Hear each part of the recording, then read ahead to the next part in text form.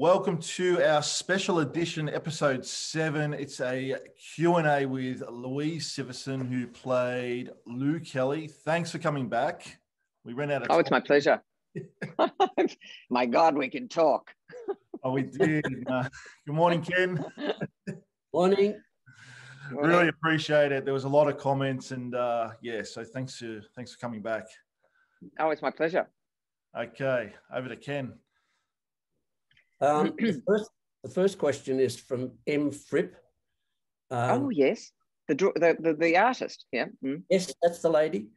My two questions. Lou Kelly was a favourite of mine and injected some wonderful humour into the show. You were, I think, one of the only actresses to begin as an extra, move through to a daily and then become a lead. Can you please tell us a little about that transition? And also, you were such an unpredictable and physical character and was always very impressive. I was always very impressed with the way you moved in the fight scenes. I've been a martial artist as well as an artist for 30 years. I didn't know that about her. How exciting was it each time you got a script to see what Lou was going to get up to next? Wow, there's quite a number of questions in there. Hello, Em. How are you? I send my love. I've appreciated her drawings, not just of my own character, but of all the other members of the cast. She does remarkable things. What was the first part of the question again? The ability to inject some wonderful humour and one of the other actresses to move through from the oh yes, okay. The foreground.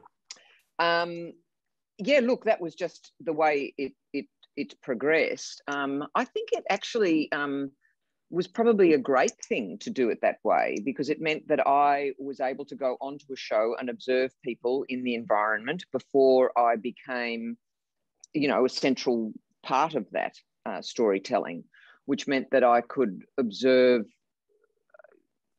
the atmosphere of it, the behaviours, etc., so that I could make maybe, not that I was consciously doing that, but certainly make some decisions around choices that I would make as a character as she developed.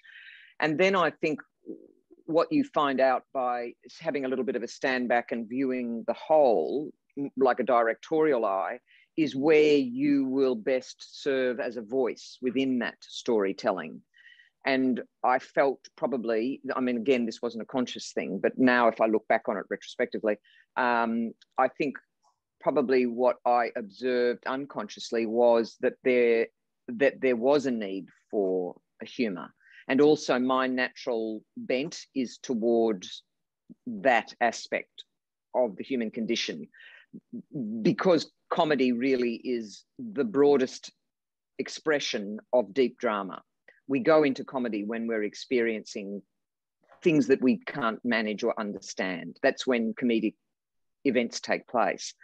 And I think because Lou operated at such a high level of drama in the real sense of the word, she was always looking for some way to buffer that for herself. And that, obviously it worked for me as the actress because it made it more interesting for me. But I think ultimately it makes it more interesting for people who are watching.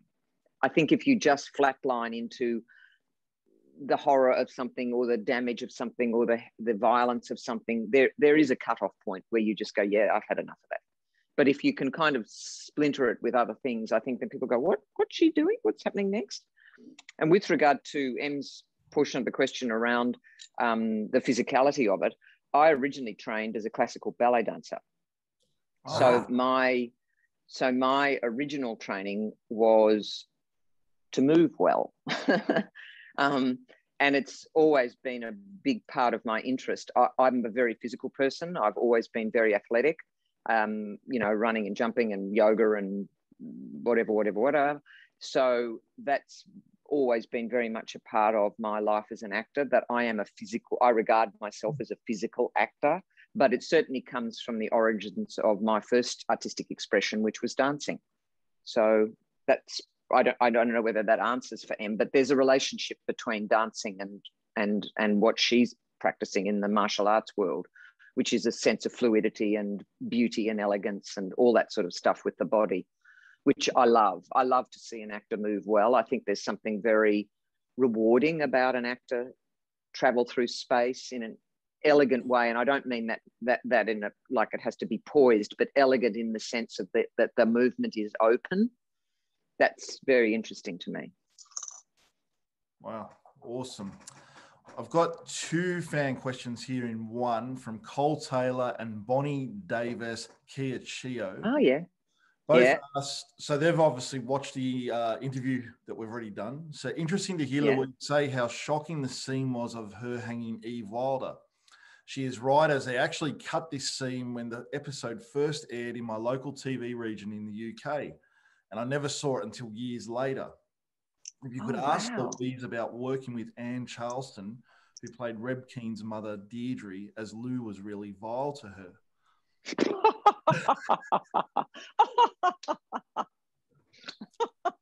It's a living. I actually had no idea they cut that scene out overseas. No, I didn't know that either. Isn't that interesting? I mean, but look, I think as I referenced, I'm not sure, I don't remember exactly what my answer was the other day, but I cannot in my all good faith imagine that if they were to shoot that today, that they would allow that. I just don't think they would. I mean, you know, I can't remember whether I referenced it in the interview or not, but I remember I actually watched that at a prisoner event. I had never seen that scene. Oh, okay. And I watched that scene at a prisoner event because they had they'd compiled a thing of Lou's work. And I just thought to myself, Jesus, that is absolutely shocking. I mean, really shocking. I can't believe that we were allowed to do that and that I'm standing there doing it. I mean, it was like, wow.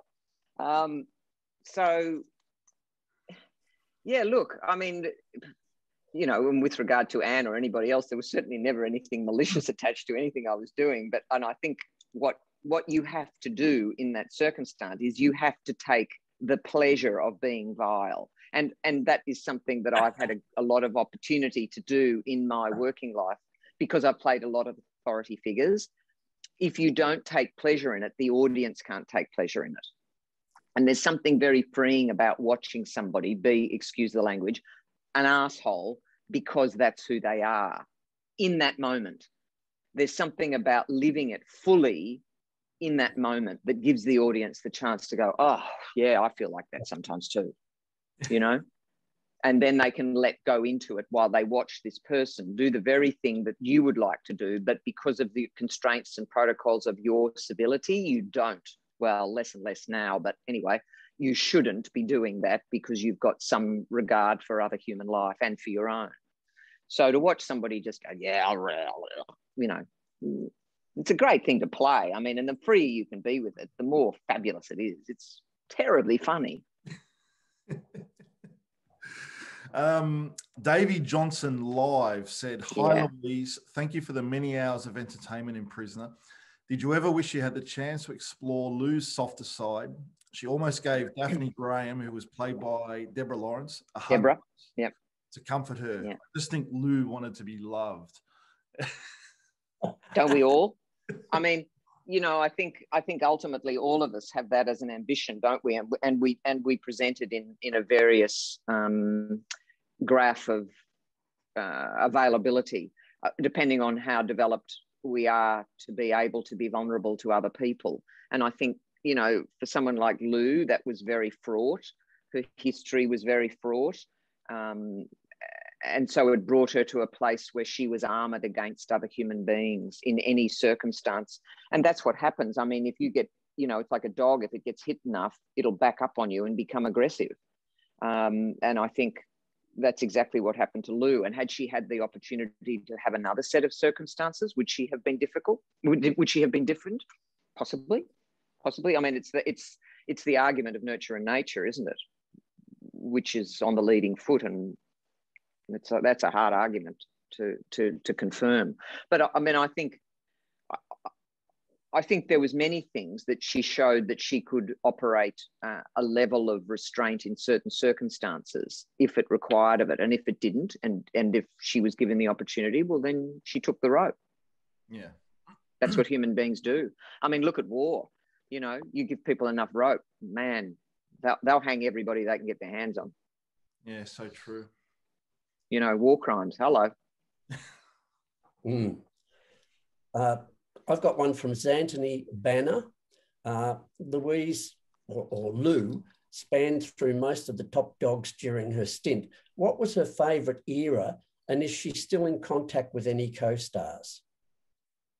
I'll answer the first part, the last part first. I am still in contact with numbers of my colleagues and who ultimately became friends. People like Glenda Linscott, Deborah Lawrence, Pepe Trevor, Jackie Woodburn. These people have remained in my life, which I think I mentioned in the interview. It's not always a done deal that it will be like that. It just so happened that I struck onto a show. I mean, I've done a lot of other shows where I haven't collected that many colleague friends and gone through that, traveled through my life with me. But that was a very specific period of history. And there was a group of us who all gathered of a very similar age at a similar period of time across about a year or 18 months of my stint on that show. There was a lot of women who were of the same age bracket who remained. I mean, having said that, I've remained friends with Maggie Kirkpatrick, who was not my generation. And of course, I was friends with Anne before her death. But, you know, so yes, I have stayed in contact with a number of and very grateful for it, you know, and they've all gone off and done, some of them entirely different things. I mean, Deborah and Jackie, what have you, have remained very much as actors, but, you know, so it's been interesting to watch that side of it too. I can't remember the other part of the question. That was about top dogs and an era that you kind of liked. Well, I mean, I think my attachment to Annie was very strong for a whole range of reasons, which weren't necessarily to do with that show. I just had a great regard for her as a human being. I think she was a substantial human being of unbelievable generosity. And she was incredibly helpful to me as a young person. And interestingly enough, I mean, Annie wasn't, I think Annie was maybe 10 years older than me or something like that, which in the stream of things is when history kind of works itself out, isn't that much time. But for some reason, Annie always seemed a lot older to me in terms of her ability to guide. And she was enormously kind to me. And I was always felt very fortunate of that. And also to be with somebody who had such great acting chops, to be close to that at the beginning of a career, which was my circumstance then, to be near somebody with those kind of chops, who was generous with her knowledge. That was, you know, it's pretty lucky. And I think she did, and I think she was a perfect fit for the top dog in terms of what she brought to it. I think she did a beautiful job, but she was a beautiful actor. But she was a beautiful human being. And that's what you get from some actors. You get the quality of the person. That's actually what the audience responds to. They respond inherently to a quality that they recognize and go, oh, I see that. Yeah. You can't hide that. I mean, that's, no matter who you're playing, there's the aspects of you that come forward that fit into that character and allow it to become alive. Having said that, I'm not running around beating people up in my personal life. I think so think of the restraint. Think of the restraint.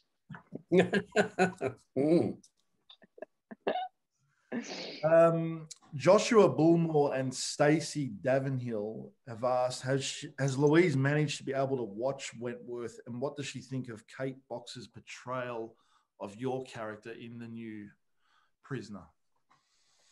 I have to be completely honest with you. I have never watched so much as a moment of it, not through any other reason than I did my time. No, I just, to be honest with you, wasn't that interested. I had the good fortune to be part of the original 3 years of it. staggeringly important experience for me, staggeringly important opportunity for me. I went from A to Z in terms of the emotional gamut of playing that person and watching other actresses do remarkable things in that series. And for me, that story was told. For me, I completely understand that people love that show, and I have nothing but regard for those who were in it, and I'm sure that they did a wonderful job.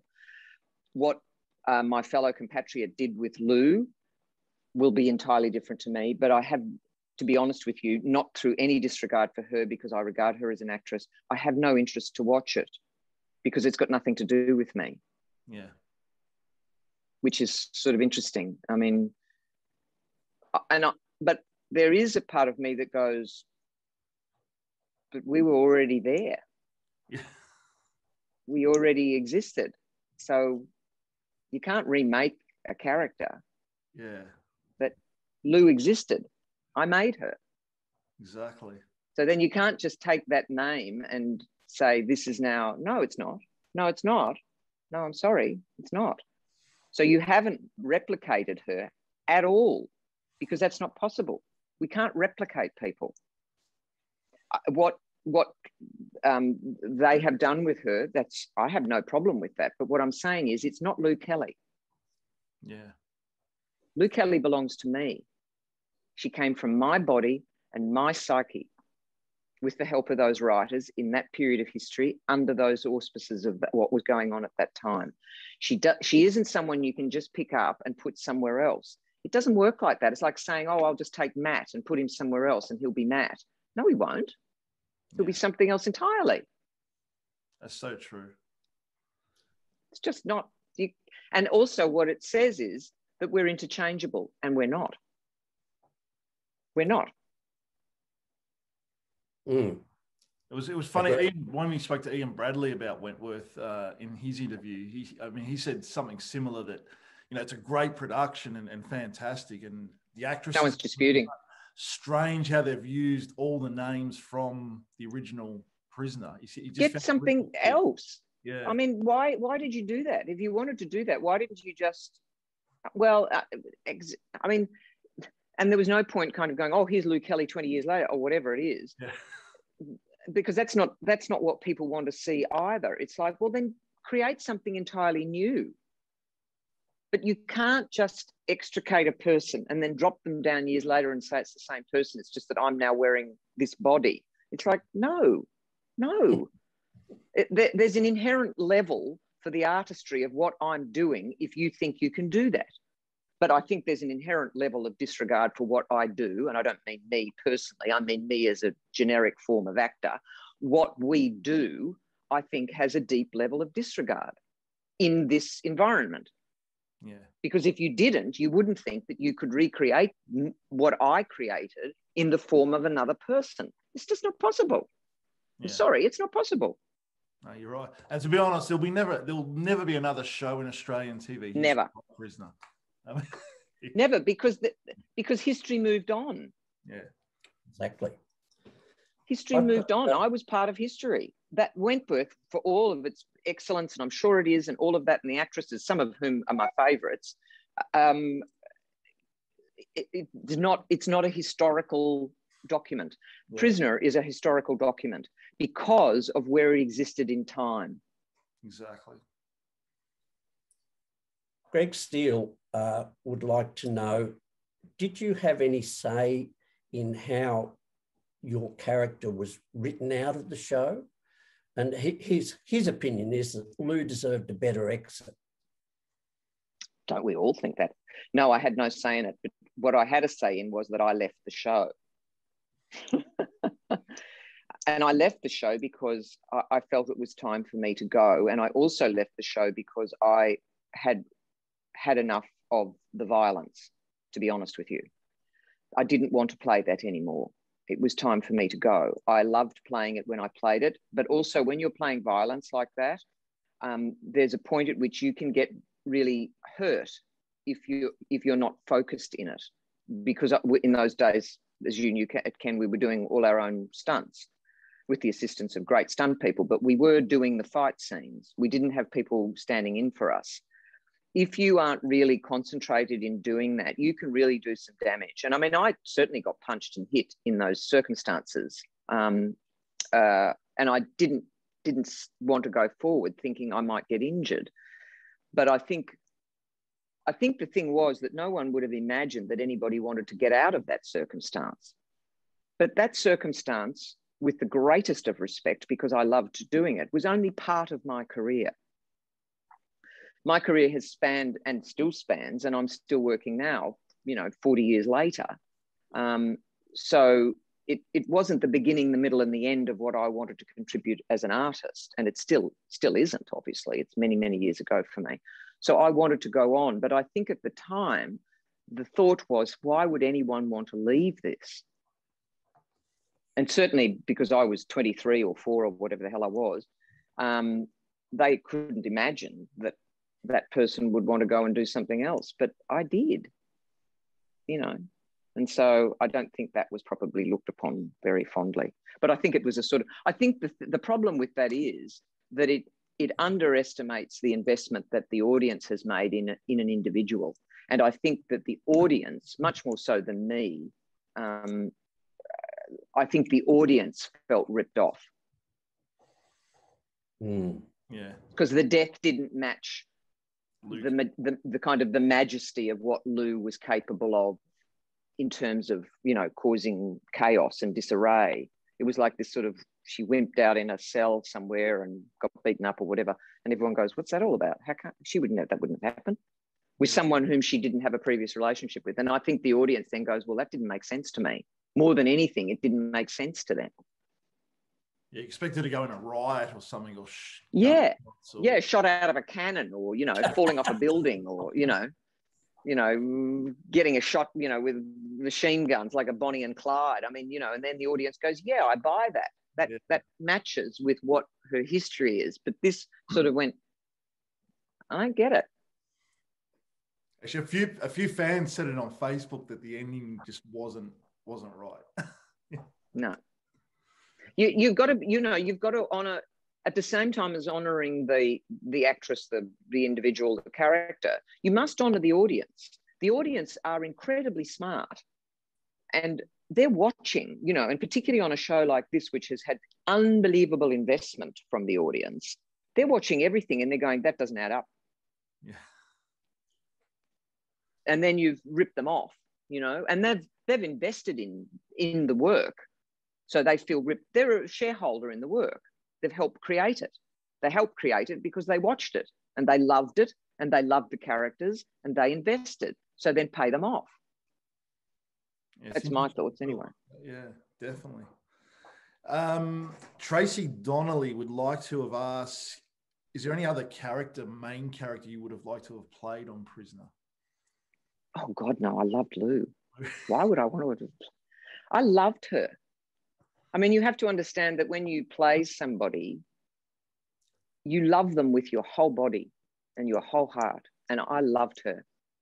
In all her lunacy, I loved everything about her. And I was so admiring. And she gave me many, many things. And that's the beautiful thing about playing somebody, particularly when you get to play them for a long time. They give you the rollback off them is tremendous.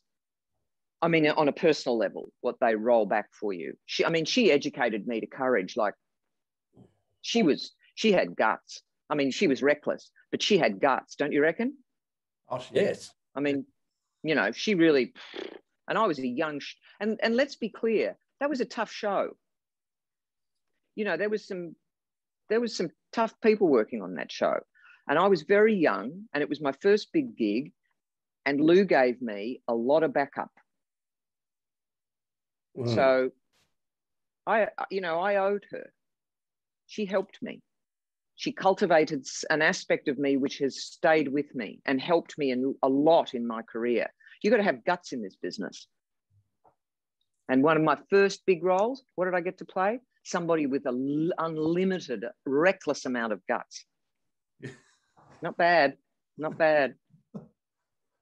And it actually follows on. The next question follows on a little bit to that. David Abbott-Smith wants to say that Lou often had some opinions that would be considered nowadays controversial re-race. As an actress, is it difficult to deliver that kind of dialogue? Look, it always is. You know, anything where you're being racist, sexist, taking a grandstand on people's religious lives, their family lives, anything which is going to affect them on a moral, emotional level, it takes a lot of guts, because people, you know, will take an opinion on you. They take an opinion on you. They think, oh, that's you, which of course it's not. But, you know, my job as an actor is to play things I don't understand.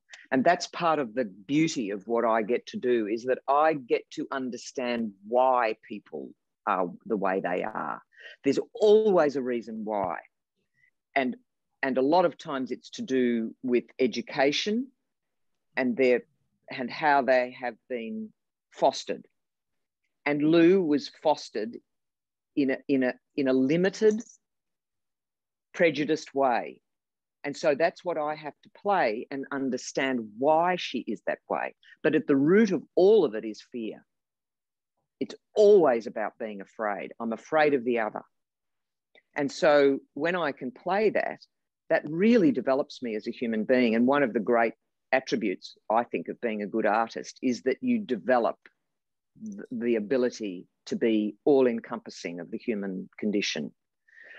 And when you play people who are very prejudiced or very bound or very fearful, you learn a lot about the weakness of the human condition, which is that one of its first ports of call is that it will go to fear, and then it will become violent. Yeah. And justify it.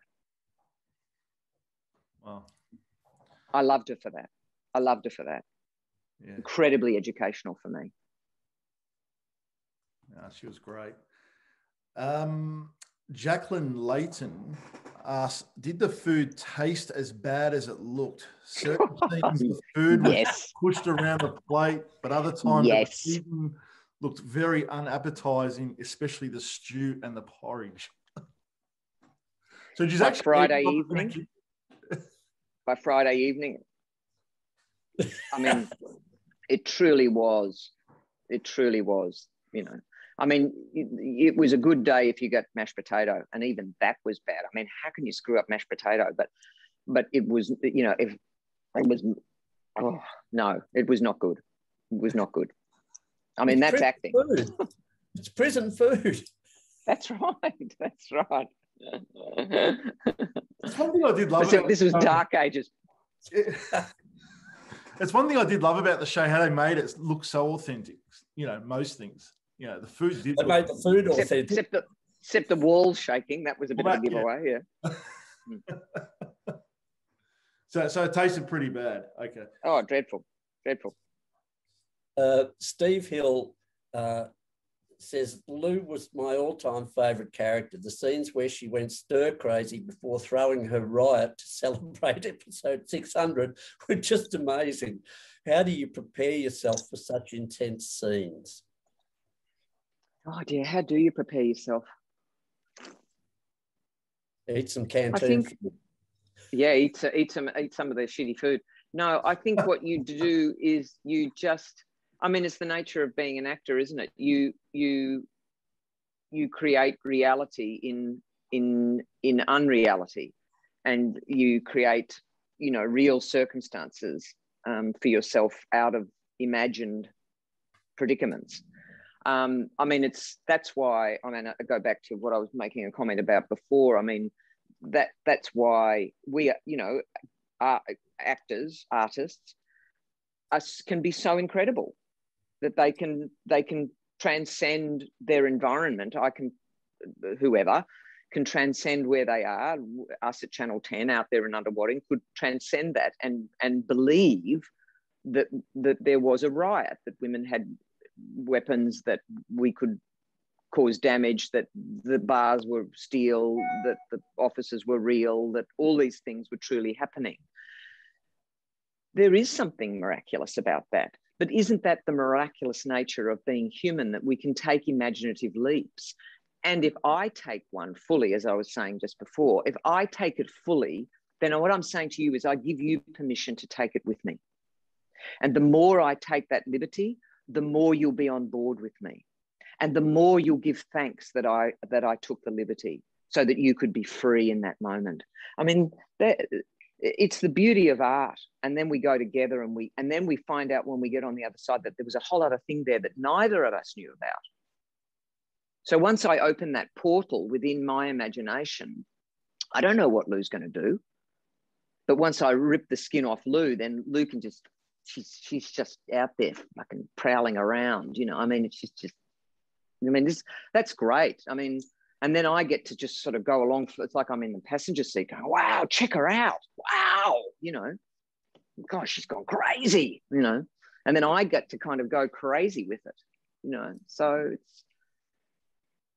it's self-perpetuating in a way. And the more of an agreement, the more you shake hands to go, yeah, I'm going to go, the more it will roll back on you. The more it'll go, okay, we'll give you more. Yeah, that was one of the best rights. You were just, you're amazing. She was nuts, wasn't she? She was nuts. And then you get paid. Yeah.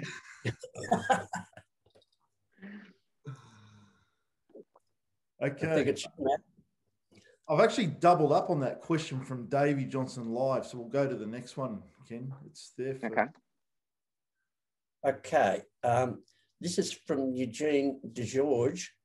I always felt the series got a lot darker later on. To me, the Lou Kelly character was an extension of the Margot Gaffney character, but more violent. Any thoughts on that, Louise? And second point is you look even prettier now than you did then. No need to comment on that one. Did it get more violent? I think what happens possibly is that the permission of violence opens up as time moves along, and one aspect of it fosters for the next actor a greater level of permission or freedom around it. And so maybe what happened was, you always prosper by who's gone before you, don't you? Assuming what they've done is something wonderful. So I'm prospering by what the actresses before me had done, even if I wasn't in direct engagement with them. They've left a fragrance of something remarkable in the air for me to step into. And when I go in partnership with that, then I can start to develop the next part of it and the next part of it. And had it gone on, let's say, another 5 years, would it have got even darker? I don't know. We'll never know the answer to that question. But I think atmospherically, there are things that start to come into the society, the community airwaves that you pick up on. And there was a time of great change then, the beginning of the 80s, you know, women were really getting very aggressive again about their rights because, of course, as has been historically, they were poorly treated and underpaid, and which they were on Prisoner as well. You know, all of that. So I think probably that sort of toxicity comes up in the environment without even you having to think about it. It's there. And being a young person at that time, and I was experiencing, which is not worthy of conversation at this point, misogyny and abuse within the community of the entertainment industry at that time myself. So that's in me. So I'm taking an opportunity to kind of, you know, get darker over that too, you know.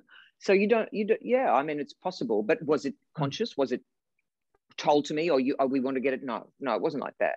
Wasn't like that. It's just, I think you latch on to what's in the vortex of that time. You latch on to the atmospheres and the problems that are starting to present themselves, and then you hook onto that, and that sort of takes you, if that makes sense.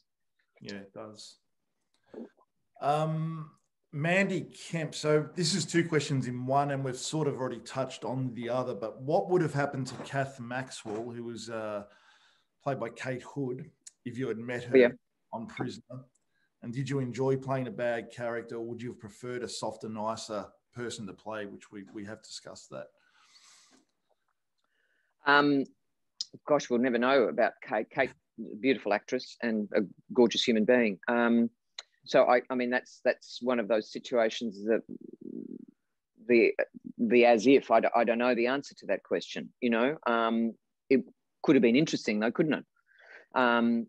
And no, I'm very happy to play dark characters, particularly as women. I didn't want a career as somebody's sidekick or somebody's girlfriend. It never interested me and still doesn't. And I haven't played them. And I'm so grateful that I haven't played them, because I think there's so much more to the female experience than being in service to somebody else. And I'm not underestimating the value of being in service to people. But I think there's a lot more stories to tell about women than simply being in that role in whatever way it pans itself out. And I, for whatever reason, didn't attract that. Isn't that great? So I got to do, and still get to do, these characters that travel alone. Yeah. They're independent. And that, for me, is part of my artistic journey, is very interesting. Fantastic.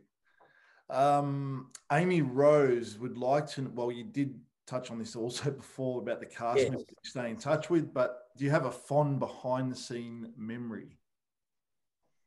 Oh God, I've got an endless quantity of them. But look, you know, it's like anything that we ever do that stays with it. It's the people, isn't it? It's what they did with you, how they behaved with you. And for me, if they made me laugh, and I was made to laugh a lot, probably a hell of a lot more than I should have been, but I found that experience, and I found that experience funny because it was an open experience. And even though it was violent and dark and all of that, the violence and the darkness was open. It was agreed upon. It was shared. It had permission. We were safe. And insofar as that, then once you're in an open engagement with another human being, you always remember it as being something important and free. And that's my memory of that show. I mean, it had, you know, I had my problems along the way, and I had personality things with people, as we do wherever we go. It doesn't matter where we are. But my overriding memory of it was just how phenomenal it was, and how many good memories I have. Amazing. David and Watson. that includes crew. That includes crew. Oh. It does. I mean, you know, and they don't get a big enough rap, but I mean, you have to understand that the crew is there before the actors and they're there after the actors. So they're there to set up and pack up, you know, and that's on any show. And they work like dogs. They work like absolute dogs. And if, you know, they are a good crew, which in this country we have some of the best on all the shows that I ever work on. They're always just, they will bend over backwards for you. And on Prisoner, those guys and gals worked like navvies every single day to do the best thing they could. And the boys on the floor were incredible. Incredible. They never got a scene off. They never got to rest. They had to watch all that stuff over and over again. And they were nothing but, you know, unanimously supportive and kind. I have such great memories of all of them. I feel incredibly fortunate to have been part of that too. David Watson wondered about relationships and with other cast members, but we've already covered that. Yeah. So maybe we can move on to Matt. Scott McMillan. I thought Lou was great, pure evil, yet with some cracking one-liners. I don't think anyone could have played her better than Louise. So my question is, how the hell did Maggot bump her off, and how did she get into the pound to do it? I mean, Maggot was no match for Lou, so her ending has always baffled me. Going back to your ending again. Well, yeah, I mean, we sort of discussed that in that previous iteration of the question. I don't know. I mean, we'll never know the answer to that. I mean, you know, maybe she had other weaponry. I don't know. Maybe Lou, she drugged. I can't answer it. Yeah, I mean, it's a bit of a mystery, but I think it was a misstep on their part in terms of, as I say, I think it was a misstep in terms of their part in the way that the audience was treated out of that. For me, I was going, so how you choose to send me out, I've got no control over that. But I did always feel sad for those who had loved her, because I just don't think it paid respect to the relationship that she'd formed with her audience. And, you know, your audience will leave you. They'll leave you if they're not happy with things. Yeah. You know, and fair enough, you know, they've given their time and their energy to something. They don't want to see it, you know, kind of whimper off into a corner. Wouldn't it have been great if they had Bob Moran bump off Lou Kelly? I mean, that just would have been... something, you know, like a shootout, like, you know, that sort of thing. I think that people would have gone, yeah, I buy that. Yeah, yeah. I buy the majesty of that. You know, it's epic. It's sits. But, you know, look, there's a lot of politics that goes into these things. Yeah. Peter Anthony Rogers asks, did you audition for any other roles in the series? Was there a backstory to Lou ever discussed? And did Louise base the character on anyone in real life? Oh, God forbid. No, I never auditioned for. I never auditioned for anything else. I only auditioned for Lou. In memory, there was no backstory, but I do remember that I made one. What that is now, I wouldn't be able to tell you because it's so many years ago. So no, I mean, she was a oncer, and I don't remember them ever giving me. I don't remember them ever giving me any sort of outside story on her at any point, to be honest with you. But I know I did, because it's part of my process. So, I mean, I for sure would have answered those questions. I would have been able to tell you anything about her at that time. I can't now, but I would have been able to at that time. Yeah. The next one is, it's about the Lou Kelly Wright, which we've spoken about. So we'll head over to Ken for the next one. Yes, well, I'll just have to get my way around this gentleman's name, Andrei Lerekovic. Oh, yeah. Sounds right. Says, you are very pretty. I wondered if they specifically made makeup decisions to kind of limit that and make you look more like a bad girl, and how long that process took. We never had any makeup, but the lighting on that show was very dark, and there was no bouncing of light on that set because the set was so dead in terms of its coloration. So you weren't getting any help off anything, and you were sitting over dark tables, so you weren't getting any light coming up onto your face. But you know, I think something interesting happens when you play certain roles. I think, you know, it's kind of where the idea of a star comes from. That actually really what that is that when we're really focused and we're in the zone of what we should be doing, we emanate light in a kind of way. And I think that Lou was not someone who emanated light. Lou dwelt in a place where life was tortured. And so I don't think that, albeit that I was incredibly young then, I think what you saw was the dead aspect of an individual. Despite her being energized and having a quality of movement about her, there was a lifelessness about her ability to have joy, other than at the expense of somebody else. So that decreases the level of light that you're reflecting in and of yourself, which I think is interesting, isn't it? Yeah, very interesting. It's your creation. Pardon me? It's your creation. You made it like that. Yeah. Yeah. So you deaden off aspects of yourself that in your day-to-day life reflect in other ways in you. So you cauterize those parts of you that can create any sense of light.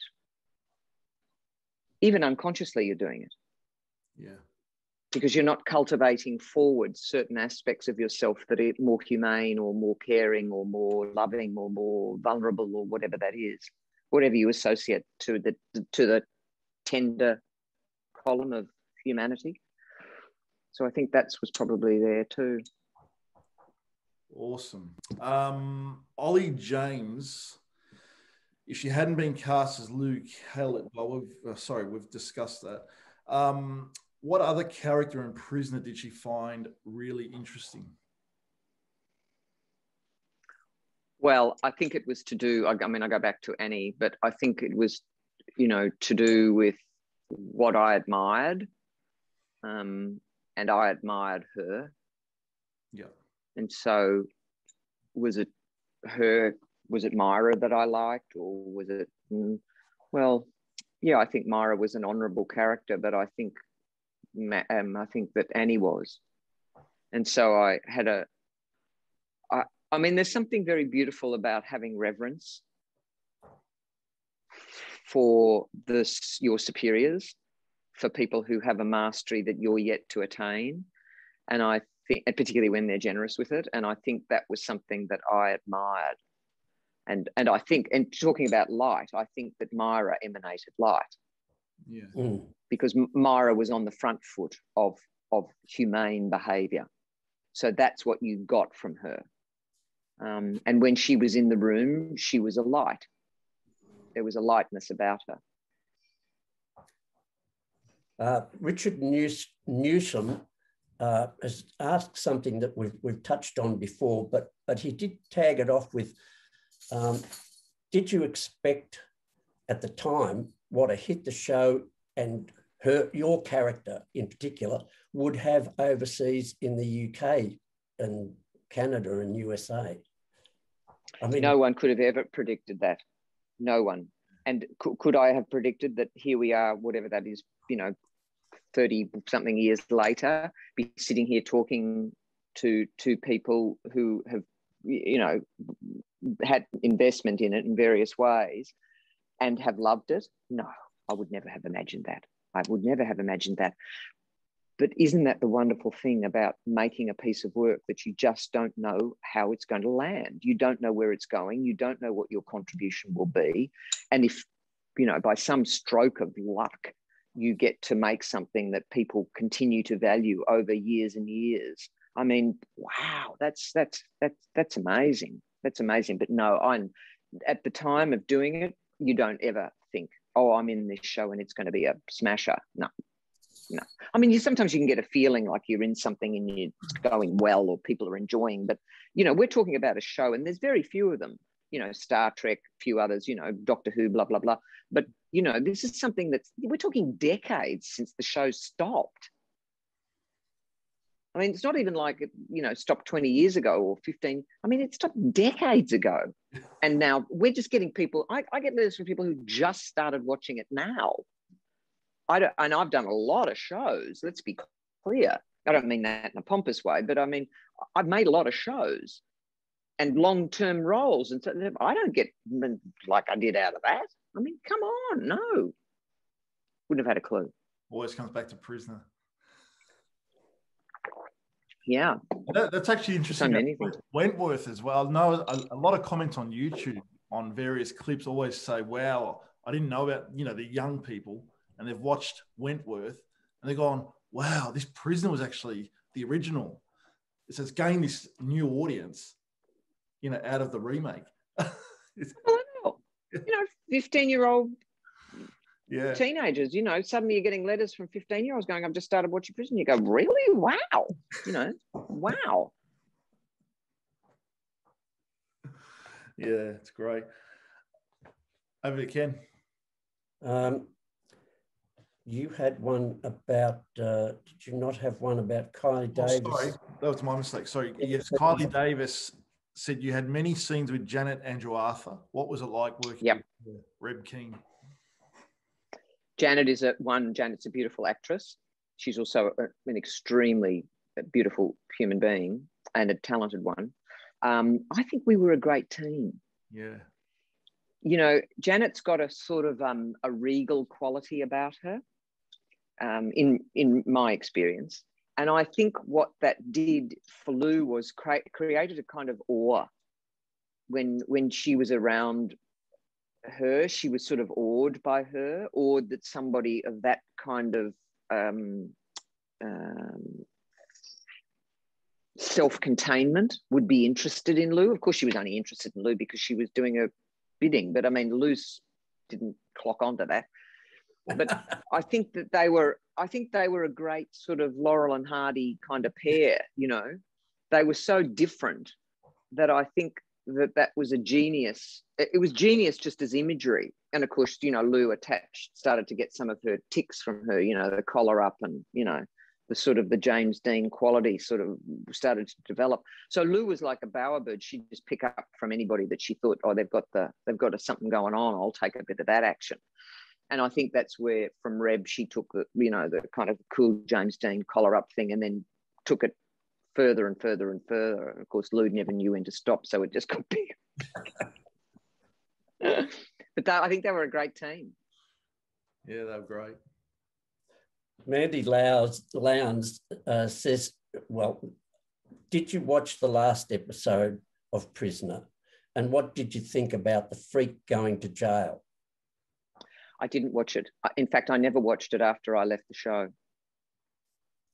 And in fact, I don't watch a lot of any of what I do or have ever done. I just don't. Not because I'm not interested. Clearly, I'm enormously interested. I mean, I watch like at the time to make sure the work's in the pocket and I'm doing what's required and what I could do better and all of that. But I don't go on, and I mean, I've never gone back. And the only times I've ever watched anything of Prisoner since has been when I've had the good fortune to have attended events where I've been invited and I've watched, you know, they might have done a compilation of some thought. And I've always thought, dear God, we were all wonderful, you know. It's sort of shocking when you watch it and go, wow, we were great. I mean, wow. You know, or you watch some work and you go, geez, I was a whole lot better than I thought I was, you know. So you see things now and you think, God, you were so young and you already could do that. Wow, you know. Yeah, it's educational. But no, once I'm gone, I've gone. It's me in life too. There's a lot of actors that say the same thing. They never watch anything, even that they've been on. They never watch the show. You just move on. Yeah. Because also I'm moving in and out of things all the time. Yep. I've just got to let things go. Let it go. Let it go. Let it go. Let it go. Wow. I can't get loaded up with stuff. I find that really interesting. Yeah. I'm just going to have to watch my time because I've got an 11 a.m. with my agent. We've got 2 left and then we're done. Okay. Beautiful. Okay. So coming back to your ending again, Andrew Collins wanted to ask, why was your leg crossed over in the cell? Do you remember? I remember that. Yeah, the leg was in a weird position. Probably trying to make a weird image on the screen, try to make something out of this benign experience, turn it into something that looked more graphic than it was. Trying to make some kind of contribution to the imagery that the audience would get, where they would think, oh, something odd's gone on there. It was the best I could muster. I'm sorry. Stephen Fields also wanted to know why, in fact, did you leave Prisoner? Well, you've already told us that you'd had enough of the violence, but did you have something else to go to? I went on to something else. And to be honest with you, I can't remember what it was at the time, but I was going on to something else. But more than that, I think, Ken, I wanted to go. I had been there for nearly 3 years or whatever it was. That's a long time in Teleland, and it's a long time to place somebody. And I was young and I was at the beginning of my career, and I didn't want that to be the only thing. I had and have gratefully had a career of many and varied, you know, of hundreds of productions in various different ways. And I wanted to be able to make sure that I could do that. And you have to be careful that you don't get stuck somewhere, and people will stick you somewhere. Yeah. you will get earmarked as being, oh, that's just, you know, and you can spend your life then just living out that one person. That was not what I wanted. I wanted to have a full life as an artist, making a whole range of things, which I have very gratefully been able to do and continue to do. But that means you've got to know, you know, it's like you've got to know when it's time to leave, but know when to hold them, know when to fold them, you know, and sometimes you don't fold them just early enough. You just keep hanging on, you know, it's like, use the door, baby. Yes, use the door. So I always try to pride myself on knowing when it's time to leave the party. And sometimes it means that you leave before you might have even wanted to go. But it's good to know when you've had enough of something. Yeah. Speaking of leaving, thank you so much for joining us again. It was very kind of you. Oh, look, it's just such a pleasure. And it's such a pleasure to have people take interest and be interested enough to pose a question. I'm very, very grateful. Yeah. So, and thank you all for investing in her and for mostly investing in my work and feeling, you know, I just feel enormously grateful that you were interested in my work, which is what it is. It's not all the other fluff around it. It's the fact that that's what I do. I'm an artist who makes work as an actor. So thank you. Stay safe. It's been fantastic. Yeah. Thank you. It's been lovely to see you. Lovely to see you. We'll see you again. Take care. Okay. Yeah. Good luck with everything. See ya. Bye.